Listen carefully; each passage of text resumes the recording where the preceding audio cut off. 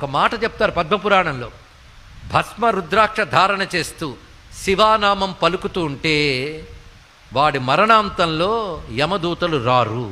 ఎందుకంటే వీడు మా క్యాండిడేట్ కాడు అనుకుని వెళ్ళిపోతారట. వెళ్ళుకుని తెలుసుకున్నారు.